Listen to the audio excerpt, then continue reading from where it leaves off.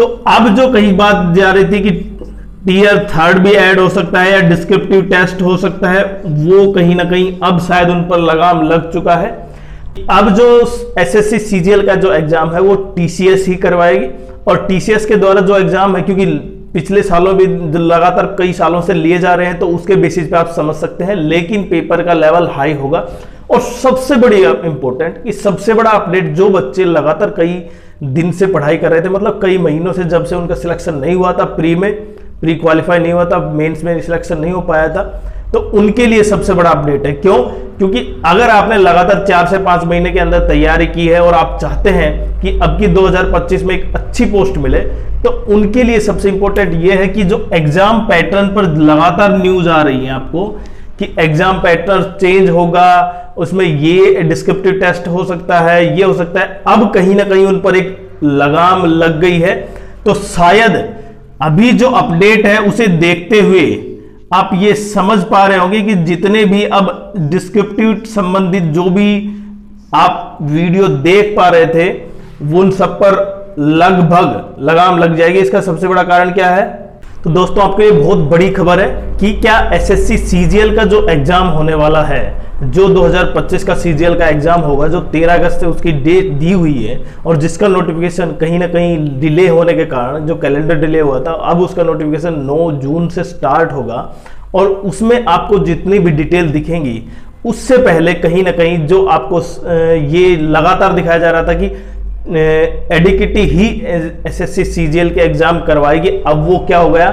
अब SSC CGL का exam TCS ही करवाएगी। और सबसे इंपॉर्टेंट ये है कि जो पीवाईक्यू है वो अब जो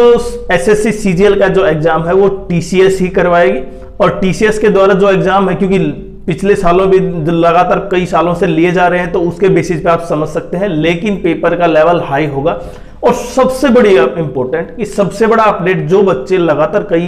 दिन से पढ़ाई कर रहे थे, मतलब कई महीनों से, जब से उनका सिलेक्शन नहीं हुआ था, प्री क्वालिफाई नहीं हुआ था, मेंस में सिलेक्शन नहीं हो पाया था,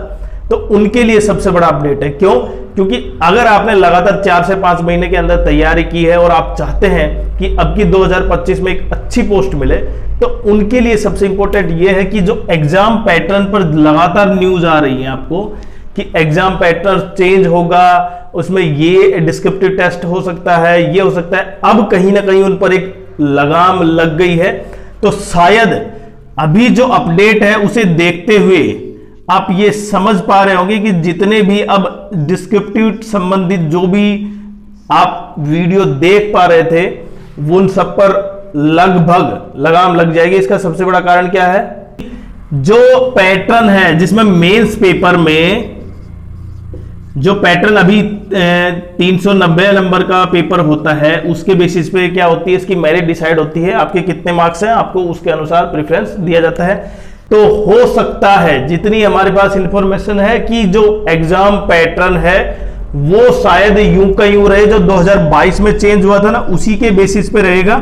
तो 2022 का, 23 का, 24 का, और अब भी 2025 में भी शायद पैटर्न नहीं बदलेगा, क्योंकि लगातार आपने ये देखा कि पैटर्न चेंज होगा, लेकिन जैसे ही टीसीएस ने एग्जाम कंडक्ट,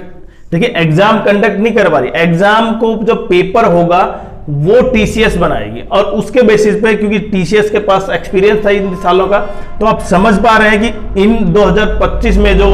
प्री एग्जाम है वो, और मेंस में, खासकर मेंस में जो एग्जाम पैटर्न है, उस पर भी अब शंका खड़ी होगी कि एग्जाम पैटर्न चेंज नहीं होगा, प्री का लेवल हार्ड हो सकता है। और ये आपको पता है, क्योंकि लेवल लगातार काफी कम होता जा रहा था, उसकी वजह से कट ऑफ काफी हाई थी, और बच्चों के द्वारा और काफी ज्यादा इसका एसएससी ने विरोध का सामना भी किया। तो आप इस पॉइंट से कितने सहमत है, और आपकी तैयारी क्या? आपने लगातार 5 महीने से 6 महीने से तैयारी स्टार्ट कर दी है पहले से ही, और अब केवल उसको फाइनल टच देना चाहते हैं? तो जरूर कमेंट्स करें।